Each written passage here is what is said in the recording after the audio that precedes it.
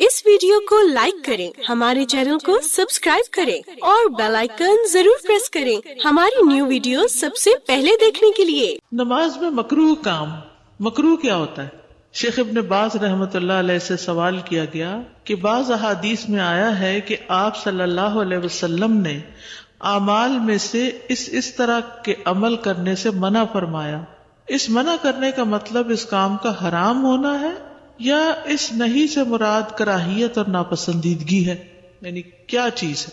इब्न बाज ने जवाब दिया कि असल कायदा ये है कि मुमानियत तहरीम के लिए होती है, यानी बुनियादी तौर पर मुमानियत किसके लिए होती है कि ये काम हराम है, नहीं करना, क्योंकि नबी सल्लल्लाहु अलैहि वसल्लम ने फरमाया मैं तुम्हें जिस चीज से मना कर दूं उससे बच जाओ।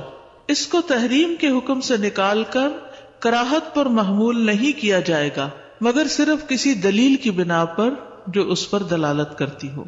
इबादात में अम्र नहीं का कायदा।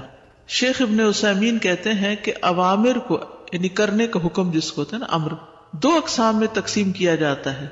नंबर एक ताअब्बुदी अवामिर, नंबर दो तादीबी अवामिर। ताअब्बुदी वो जिनमें इबादत का इरादा किया जाए और वो वजूब के लिए होते हैं, और तादीबी वो अहकामात जो आदाब और मकारिम अखलाक से ताल्लुक रखते हैं। तादीबी अदब से और ताअब्बुदी इबादत से। जिन अहकाम में इबादत का इरादा किया जाए वो वजूब के लिए होते हैं, लाजिम होते हैं, क्योंकि अल्लाह ताला ने हमें उनका हुक्म दिया है, जैसे वाबुदुल्लाह अकीमुस्सलाता। इन अहकामात को अपने लिए पसंद किया है कि हम इन अहकाम के जरिए से उसका कुर्ब हासिल करें, तो हम पर वाजिब है कि अगर वो हुक्म है तो उसको बजा लाएं, अगर नहीं है तो छोड़ दें। यानी अल्लाह ने जो हुक्म दिया या अय्युहल्लज़ीना आमनू कह के, वो किस लिए हुक्म दिया? करने के लिए हुक्म दिया है, तो उसको करना चाहिए। आदाब और अखलाक में अम्र नहीं का कायदा क्या है? लेकिन अगर वो अहकाम आदाब और अखलाक हसना से ताल्लुक रखते हैं और उनके और अल्लाह अज़्ज़ा व जल्ला के दरमियान कुर्ब हासिल करने का कोई ताल्लुक ना हो, तो उनमें जो हुक्म दिया गया है वो मुस्तहब है। जिससे मना किया गया हो वो कराहत के काम के लिए होगा, हराम नहीं होगा। यानी मसलन मैनर्स से मुतल्लिक कोई चीज है, कोई अदब बताइए जो हमारे दीन ने अदब सिखाया। जैसे आप खजूर खा रहे हैं खाने के लिए, तो आप क्या करें? एक उठाएं। लेकिन अगर किसी ने दो उठा ली तो वो अदब के खिलाफ है, उसने एक नापसंदीदा काम किया है लेकिन हराम काम नहीं किया। ठीक है।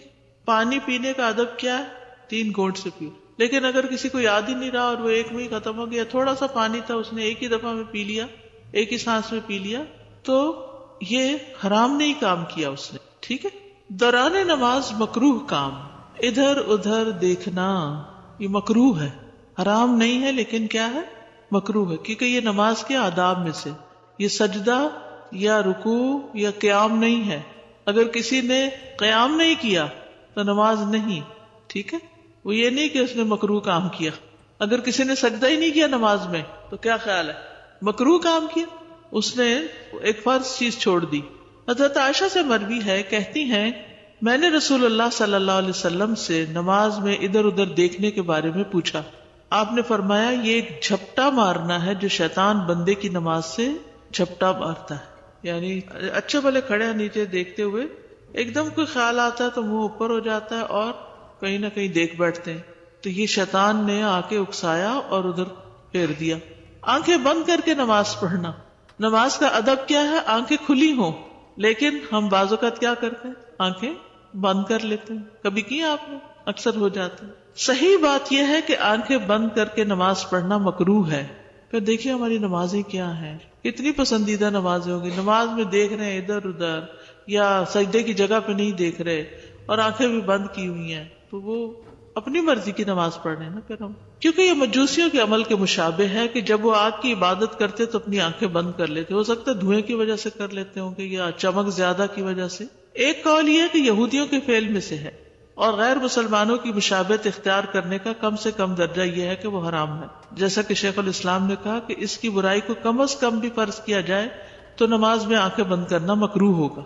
हाँ, अगर कोई ऐसी वजह हो कि आंखें खुली रखने से इर्दो गिर्द की चीजें मशगूल कर दें तो नमाजी उस वक्त इस खराबी से बचने के लिए आंखें बंद कर सकते हैं। जैसे मसलन आप ऐसी जाए नमाज पे खड़े हुए जहां शेर और चीते बनना शुरू हो गए तस्वीरों में, उसके डिजाइन में, या कोई डांस करता हुआ नजर आ रहा है, تو پھر آپ سجدے کی طرف دیکھتے ہوئے آپ کیا کریں، اپنی نگاہیں جھکا لیں. جیسے کوئی بھی ناپسندیدہ چیز دیکھ کے انسان نگاہیں جھکا لیتا ہے یا بند کر لیتا ہے تو وہ پھر اسی زمرے میں آئے گا.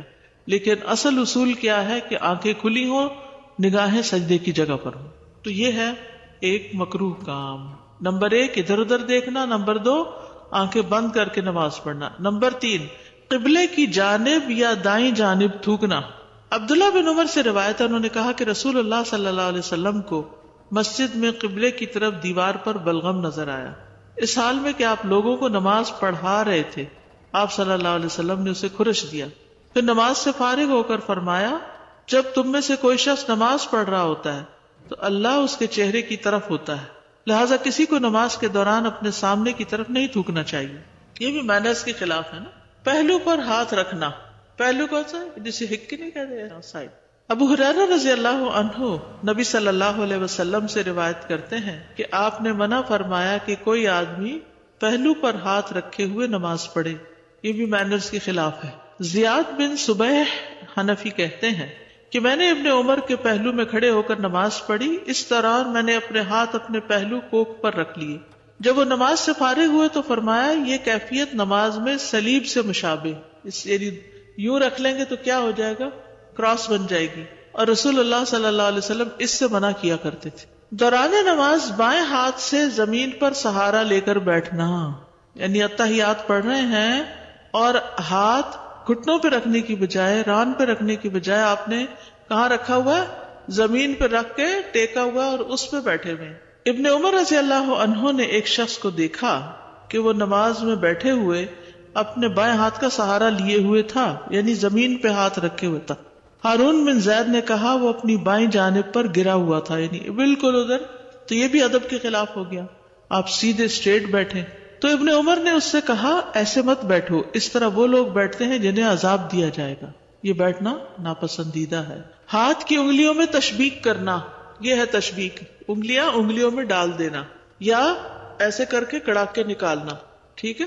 ابن عباس کے آزاد کردہ غلام شعبہ سے مروی ہے، انہوں نے کہا میں نے ابن عباس کے پہلو میں نماز پڑھی، میں نے اپنی انگلیوں کے پٹاخے نکالے. جب میں نے نماز پوری کر لی تو انہوں نے کہا تمہاری ماں نہ رہے، تم نماز ہی میں اپنی انگلیوں کے پٹاخے نکال رہے ہو. جی انگلیاں توڑنا اس طرح. ابن عمر نے اس شخص کے بارے میں جو نماز میں انگلیاں ڈال کر تشبیک کرے یہ کہا کہ یہ ان لوگوں کی نماز ہے جن پہ غضب کیا گیا. یعنی بعض لوگ ہاتھ پہ ہاتھ رکھنے کی بجائے کیا کرتے ہیں، انگلیوں میں انگلیاں ڈال کے یوں نماز پڑھتے. ٹھیک، کیسے؟ انگلیوں میں انگلیاں ڈال کے اسے سینے پہ. تو انگلیوں میں انگلیاں نہیں ڈالنی بلکہ جو ہاتھ پر ہاتھ رکھنا ہے اور پکڑنا ہے اس کو. کھانے کی موجودگی میں نماز پڑھنا. ابن ابی عتیق عبداللہ بن محمد بن عبد الرحمن بن ابو بکر روایت کرتے ہیں، کہتے ہیں کہ میں نے اور قاسم بن محمد بن ابو بکر نے حضرت عائشہ کے پاس بیٹھے ہوئے گفتگو کی، باتیں کر رہے تھے، اور یہ فیملی گیدرنگ ہے. آپ دیکھ رہے ہیں ایک حضرت ابو بکر رضی اللہ عنہ کے پوتے کے بیٹے ہیں. ٹھیک ہے، یہ آپ دیکھ رہے ہیں عبداللہ بن محمد بن عبد الرحمن بیٹے ہیں، ان کے بیٹے ہیں پھر محمد اور ان کے بیٹے عبداللہ. ٹھیک ہے. اور یہ جو ہیں قاسم بن محمد بن ابو بکر، یہ کیا ہے، پوتے. ٹھیک ہے. قاسم زبان کی شدید غلطیاں کرنے والے انسان تھے. وہ ایک کنیز کے بیٹے تھے. ایران سے جو آئی تھی نا کنیزیں، تو ان میں سے ایک ان کو ملی تھی، ان کے بیٹے کو. کس طرح کی، یا بیٹیاں تھیں یا کچھ ایسے ہی شاہی خاندان کی خواتین. حضرت عائشہ رضی اللہ عنہا نے اس سے کہا کیا بات ہے، تم میرے اس بھتیجے کی طرح گفتگو کیوں نہیں کرتے؟ کیونکہ وہ عرب نہیں تھی ماں، تو بچہ جو ہے وہ ماں سے مادری زبان سیکھتا ہے. تو وہ عربی جو تھی وہ خالص نہیں تھی، تو وہ زبان میں غلطیاں کرتے تھے جیسے ہمارے بچے اردو بولتے ہیں. پھر وہ کہنے لگی ہاں میں جانتی ہوں تم میں یہ بات کہاں سے آئی، یعنی کس وجہ سے تم ایسا بولتے ہو. اس کو اس کی ماں نے ادب سکھایا اور تمہیں تمہاری ماں نے سکھایا. کہتے ہیں اس پر قاسم ناراض ہو گئے اور ان کے خلاف دل میں غصہ آ گیا، کیونکہ ان کی ماں کی بات تھی نا. پھر جب انہوں نے حضرت عائشہ کا دسترخوان آتے دیکھا تو اٹھ کھڑے ہوئے کہ میں کھانا نہیں کھاؤں گا. حضرت عائشہ نے پوچھا کہاں جاتے ہو؟ انہوں نے کہا میں نماز پڑھنے لگا. حضرت عائشہ نے کہا بیٹھ جاؤ. انہوں نے کہا میں نے نماز پڑھنی ہے. حضرت عائشہ نے کہا بیٹھ جاؤ دھوکے باز، میں نے رسول اللہ صلی اللہ علیہ وسلم کو فرماتے ہوئے سنا ہے کھانا سامنے آ جائے تو نماز نہیں، کھانا سامنے آ جائے تو نماز نہیں. یعنی وہ بہانہ کر رہے تھے ایک طرح سے. جی، اور وہ سمجھ گئی. اور نہ وہ نماز پڑھے جس پر پیشاب پخانہ کی ضرورت غالب آ رہی ہو. یہ دونوں چیزیں توجہ بانٹنے والی ہیں. اس حدیث میں اس بات کا بیان ہے کہ جب ایسا کھانا موجود ہو جسے وہ کھانا چاہتا ہے تو اس وقت نماز پڑھنا مکروہ ہے، کیونکہ اس طرح سے اس کا دل کھانے کی طرف ہی مشغول رہے گا اور نماز میں مکمل خشوع ختم ہو جائے گا. رفع حاجت محسوس ہونے کی حالت میں نماز پڑھنا. سنن نبی داؤد کی روایت ہے، ابو ہریرہ رضی اللہ عنہ نبی صلی اللہ علیہ وسلم سے روایت کرتے ہیں کہ آپ صلی اللہ علیہ وسلم نے فرمایا، جو شخص اللہ اور آخرت کے دن پر ایمان رکھتا ہے اس کے لیے حلال نہیں کہ پیشاب پخانہ روکے ہوئے نماز پڑھے حتیٰ کہ فارغ ہو جائے، یعنی جائے فارغ ہو کے دوبارہ وضو کر کے آئے اور نماز مکمل کرے. جو شخص اللہ اور آخرت کے دن پر ایمان رکھتا ہے اس کے لیے حلال نہیں، جائز نہیں یہ بات. کپڑوں اور بالوں کو لپیٹ کر نماز پڑھنا. ابن عباس رضی اللہ عنہما سے مروی ہے کہ وہ نبی صلی اللہ علیہ وسلم سے بیان کرتے ہیں کہ آپ نے فرمایا، ہمیں حکم دیا گیا کہ ہم 7 ہڈیوں پر سجدہ کریں، نیز اس دوران میں اپنے بالوں اور کپڑوں کو نہ سمیٹیں، یعنی توجہ سے نماز پڑھیں. اس وقت بار بار دوپٹہ ٹھیک کرنا یا اور بالوں کو باندھنا یا پیچھے کرنا، ان کو سمیٹنا، یہ درست نہیں. ولا تکف ثوبا ولا شعرا کے 2 معنی ہیں. نمبر 1، سجدہ کرتے وقت کپڑے اور بالوں کو اوپر نہ اٹھانا، یعنی جب سجدہ کریں گے اور اگر بال کھلے ہیں، جو لوگ بال باندھتے نہیں، شارٹ ہیئرز ہیں، تو وہ کیا ہوگا، سجدے میں کہاں چلے جائیں گے، نیچے آ جائیں گے. آپ صلی اللہ علیہ وسلم کا یہ فرمان، ولا نکف شعرا ولا ثوبا، یعنی نماز میں ہم انہیں اوپر نہ اٹھائیں بلکہ انہیں چھوڑ دیا جائے یہاں تک کہ کپڑوں کو بھی وہ جگہ لگے جو سجدوں کے مقامات کو لگتی ہے. یہ دوپٹہ وغیرہ ہے، یہ جو بھی ہے، اسکارف ہے، تو وہ بھی سجدے کی جگہ کو چھو جائے. اس وقت اسکارف کو اس طرح نہیں لپیٹیں کہ وہ بالکل ہی جسم کے ساتھ چمٹ جائے.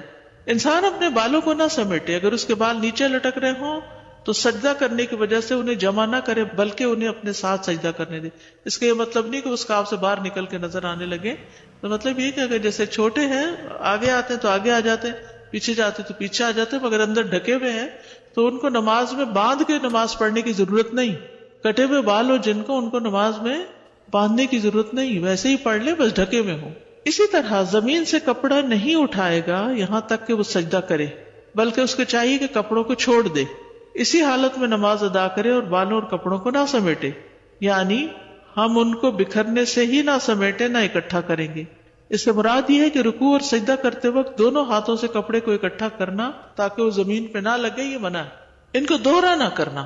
کیسے دوہرا کرنا؟ جیسے بعض لوگ کھڑے ہیں نا تو کھڑے کھڑے ساتھ کپڑا دوہرا کرنے لگتے ہیں، موڑنے لگتے ہیں، یہ بھی منع ہے مردوں کو خاص طور پر. جیسے نماز پڑھے، گرمی لگ رہی تو وہ کیا کرے مرد، عورتوں کے لیے تو ویسے ہی بازو ننگا کرنا جائز نہیں، تو نماز میں ہی پیچھے فولڈ کرنا شروع کر دیتی، درست نہیں. جب اللجنہ دائمہ سے نماز میں کف یعنی فولڈ کرنے کو کپڑے سمیٹنے کی ممانعت میں شمار کیا جائے، اس بارے میں پوچھا گیا اگر یہ کپڑے سمیٹنے کی ممانعت میں ہے تو کیا اس کا حکم مختلف ہوگا، اور اگر میں نماز کی حالت میں یہ شامل ہوا اور میرے کپڑے نماز میں داخل ہونے سے پہلے ہی سمٹے ہوئے ہوں، یعنی میں نے کپڑے کو اوپر اٹھانا نماز کے دوران نہیں کیا بلکہ پہلے کیا، تو کیا دونوں حالتیں برابر ہیں؟ انہوں نے جواب دیا، کف اس طرح سے سمیٹنا کہ انہیں جمع کیا جائے یا فولڈ کیا جائے جائز نہیں، یعنی فولڈڈ بازوں سے نماز نہ پڑھیں، اس وجہ سے کہ سجدہ کرتے وقت زمین پہ نہ لگے. یہ نماز کے دوران بھی منع ہے اور نہ ہی یہ نماز سے پہلے جائز ہے کہ فولڈ کر کے نماز میں شریک ہو. لگنے دیں کپڑے کو نیچے، یعنی فولڈ کر کے پھر نماز شروع کرے کہ نیچے نہ لگ جائے، تو یہ درست نہیں. کئی لوگوں کو میں نے دیکھا کہ وہ کوٹ کے اندر سارا وہ اسکارف وغیرہ ڈال لیتے اور صرف سر پہ ہوتا ہے ان کے اسکارف اور کہیں نہیں لگا ہوتا. کیوں؟ کیونکہ وہ بار بار لگ رہا ہے زمین پہ تو وہ لپیٹ. تو ایسے نہیں ہونا چاہیے، کندھوں تک اسکارف ہونا چاہیے. بالوں اور کپڑوں کو دوہرا کرنے کی کراہت. زکریہ انصاری نے کہا کہ نمازی کے لیے بالوں اور کپڑوں کو سجدے میں جمع کرنا مکروہ ہے، سجدے کے علاوہ بھی بلا وجہ جمع کرنا بھی درست نہیں. اسی میں یہ چیز داخل ہے کہ وہ اپنے کپڑے کو پنڈلیوں سے اٹھائے یا اپنے کف دورے کرے. اس نہیں کی حکمت یہ ہے کہ کپڑے اور بال بھی اس کے ساتھ سجدہ کریں. یعنی مردوں کے لیے نا ٹخنے ننگے ہو، اب اگر کسی کا پینٹ ڈھیلا ہے تو وہ نیچے ہو گیا، پھر بار بار وہ اونچا کر رہا ہے، پھر وہ نیچے ہو رہا ہے، پھر اونچا کر رہا ہے، تو اس طرح کے ایکشن جو ہے نماز کے دوران مناسب نہیں، ادب کے خلاف ہے. زرکشری نے کہا کہ بالوں کو سمیٹنے کی ممانعت کو مردوں کے ساتھ خاص کرنا چاہیے. جہاں تک عورت کا معاملہ ہے تو اس کو مینڈیاں کھولنے میں مشقت ہے اور یہ حسن کو اختیار کرنے کی حالت کے مخالف ہے. یعنی اگر چٹیا کی ہوئی ہے یہ مینڈیاں تو وہ نہیں کھولنی اس کو، لیکن اگر کھلے بال ہے تو ٹھیک ہے. جوڑے میں نماز پڑھنا. عبداللہ بن عباس سے مروی ہے کہ انہوں نے عبداللہ بن حارث کو سر کے پیچھے جوڑا باندھے نماز پڑھتے دیکھا تو وہ ان کو کھولنے کھڑے ہو گئے. جب وہ نماز سے فارغ ہوئے تو ابن عباس کی طرف متوجہ ہوئے اور کہا تم نے میرا سر کیوں چھیڑا؟ تو ابن عباس نے فرمایا کیونکہ میں نے رسول اللہ صلی اللہ علیہ وسلم کو فرماتے ہوئے سنا بالوں کا جوڑا بنا لینا اس کی مثال ایسے ہے جیسے کوئی نماز پڑھے اور اس کے ہاتھ پیچھے بندھے ہوئے ہوں. سعید بن ابی سعید مقبری اپنے والد سے بیان کرتے ہیں انہوں نے نبی صلی اللہ علیہ وسلم کے آزاد کردہ غلام ابو رافع کو دیکھا کہ وہ حسن بن علی کے پاس سے گزرے جبکہ وہ نماز پڑھ رہے تھے اور انہوں نے اپنی گدی میں اپنے بالوں کی چوٹی گھسا رکھی تھی. بالوں کی چوٹی جو تھی وہ گدی میں کیسے گھساتے ہیں؟ لپیٹ کے اس کے اندر ڈال دینا. بس ابو رافع نے ان کے بال کھول دیے. حسن نے غصے سے ان کی طرف دیکھا تو ابو رافع نے کہا اپنی نماز پڑھیے اور ناراض مت ہوئیے. بلا شبہ میں نے رسول اللہ صلی اللہ علیہ وسلم سے سنا ہے کہ جوڑے کا یہ مقام شیطان کی بیٹھک ہے. یعنی بال اونچے کر کے باندھ لے انسان یا ایک جوڑا بنا کے تو شیطان کے بیٹھنے کی جگہ ہے. ویسے بھی بہت متوجہ کرتا ہے نا انسان دوسرے کو, یعنی جس کے بال ایک سر ہو پھر سر کے اوپر ایک اور چیز اونچی کر کے باندھی بھی ہو تو خواہ مخواہ لوگ اس کی طرف متوجہ ہوتے ہیں.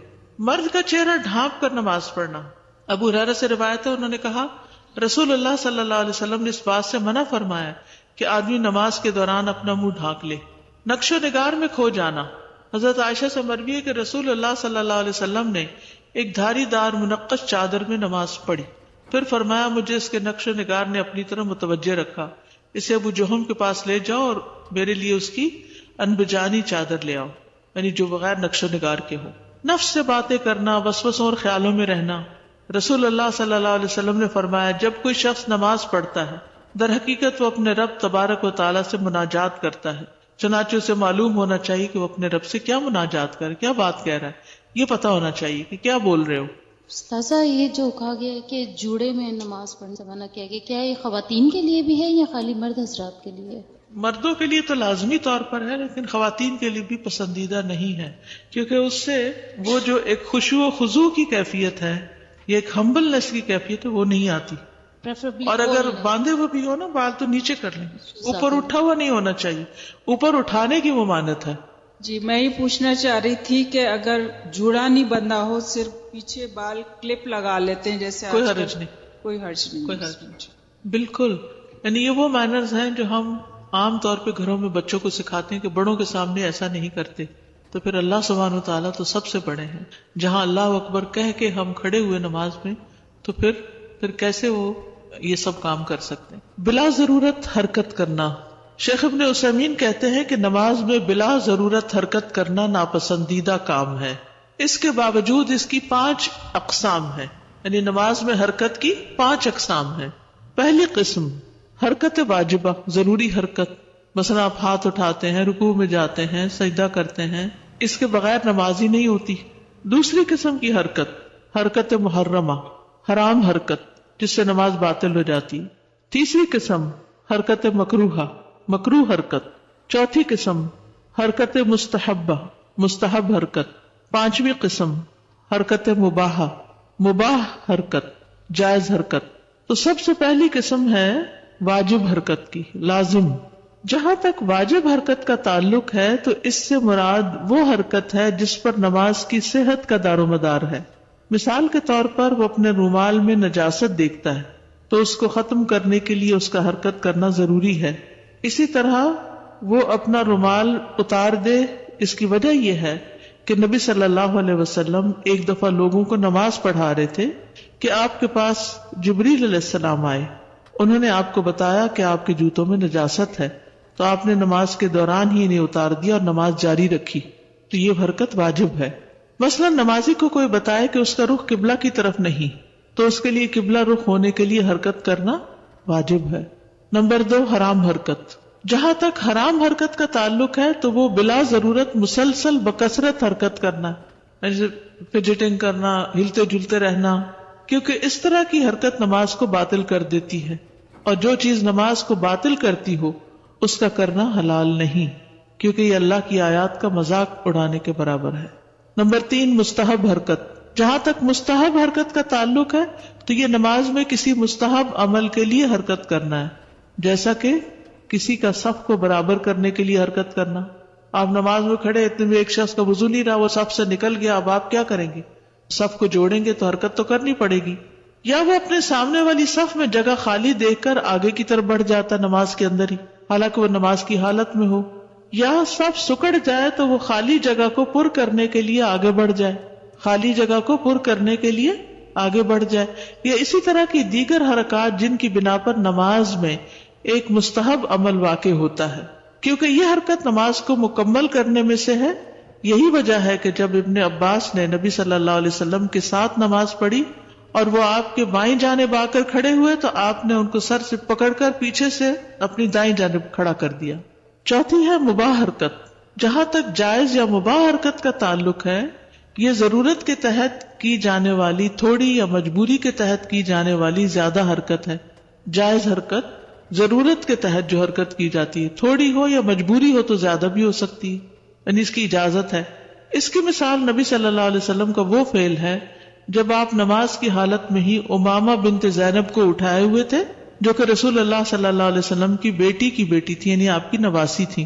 ان کی والدہ کی جانب سے آپ ان کے نانا تھے. آپ صلی اللہ علیہ وسلم جب قیام کی حالت میں ہوتے تو انہیں اٹھا لیتے. کیا کرتے؟ قیام کی حالت میں ان کو اٹھا لیتے، اور جب سجدے میں جاتے تو انہیں اتار دیتے. ایسے ہی جو ماں اپنے بچے کو اٹھا کر نماز پڑھ رہی اس کا بھی یہی حکم ہے، کیونکہ بعض اوقات رکوع اور سجدہ تو ممکن نہیں نا بچہ اٹھا کر، تو جب قیام کر رہی ہے تو کندھے سے لگا لے اس کو، جب رکوع میں جا رہی ہے تو بچے کو نیچے بٹھا دے، اور سجدے میں جاتے ہوئے بھی. پھر جب اٹھے اور بچہ کھیل میں لگ جائے تو چھوڑ دے، اور اگر پھر وہ رونا شروع کر دے تو پھر اٹھا لے. مجبوری کی بنا پر زیادہ حرکت کرنے کی مثال جنگ کی حالت میں نماز پڑھنا ہے. ٹھیک ہے، جیسے قرآن مجید میں آتا ہے حافظوا علی الصلوات والصلاة الوسطى وقوموا للہ قانتین فإن خفتم فرجالا او رکبانا فإذا امنتم فاذکروا اللہ کما علمکم ما لم تکونوا تعلمون.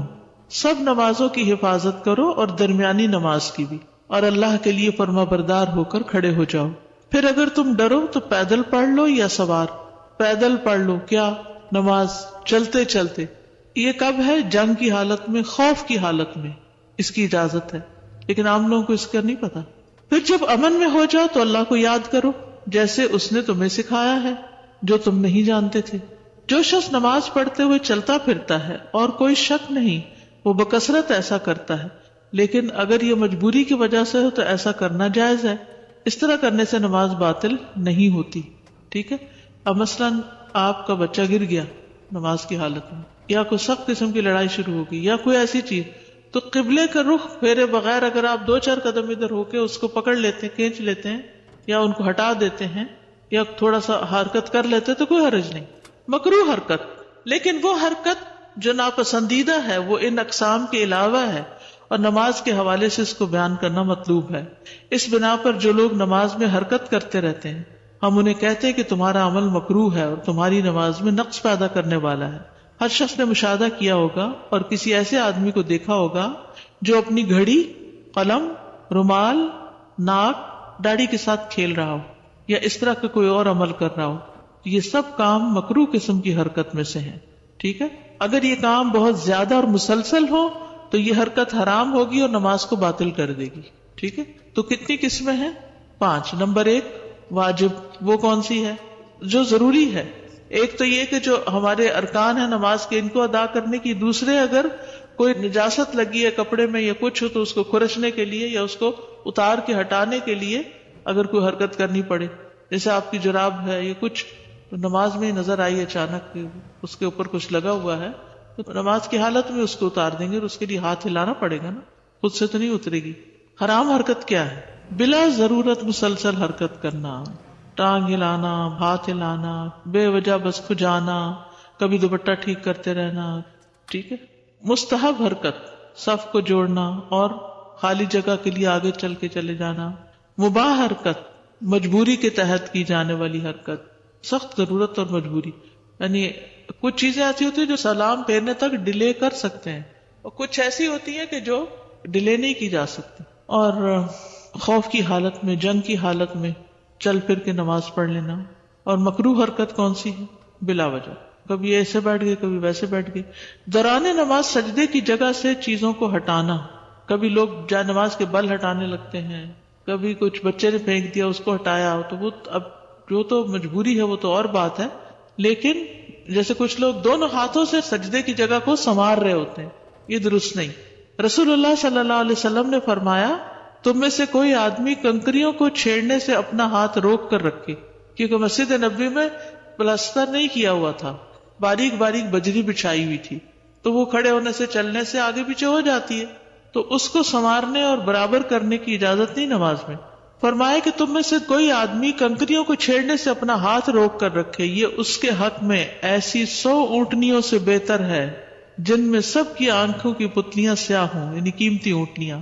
اگر تم میں سے کسی پر شیطان غالب آ ہی جائے تو صرف ایک مرتبہ کر لے، یعنی وہ حرکت جو نماز باطل کر دیتی ہے اس سے اتنا زیادہ اجتناب کرنا چاہیے، کیونکہ جتنی زیادہ ساکن سکون اور خشوع والی نماز پڑھیں گے اتنا اس کا اجر و ثواب بڑھتا چلا جائے گا. معقیب رضی اللہ عنہ کہتے ہیں میں نے نماز میں کنکری ہٹانے کے سلسلے میں رسول اللہ صلی اللہ علیہ وسلم سے پوچھا، آپ نے فرمایا اگر ہٹائے بغیر کوئی چارہ نہ ہو تو ایک بار ہٹا لو، یعنی اسے کھیلو نہیں، لیکن کئی دفعہ ایسا ہوتا ہے نا کوئی چیز آگے ایک دم آ کے گر جاتی ہے، اب اس کو ہٹانے کی ضرورت ہے تو ایک ہاتھ سے ہٹا دے بس. استاذہ میں نے ایک لیکچر میں سنا تھا کہ اگر سیل فون آپ کا بج رہا ہے اور آپ سمجھتے ہیں کہ دوسروں کی نماز خراب ہو رہی ہے تو آپ اس کو بند کر سکتے بند کر سکتے، بلکہ مستحب ہوگا کہ سب کو نجات دلائے. ورنہ کئی لوگ جب فون کرتے ہیں نا، اللہ کے بندے ایک دفعہ نہیں کرتے، یعنی ایک دفعہ اگر نہیں اٹھایا دوسری دفعہ پھر شروع کر دیں گے، پھر اور غصے اور ضد میں آ کے تو جاری رکھیں گے اپنا عمل. تو اب اگر اگلا شخص نماز پڑھ رہا اور کرنے والا سمجھ ہی نہیں پا رہا تو اس کو آف کر دینا چاہیے. مسجد میں جاتے ہی اپنے موبائل بند کر لینے چاہیے، کلاس میں ہوتے ہوئے بھی، اور مجھے بھی کر کے آنا چاہیے، کبھی بھول بھی جاتا ہے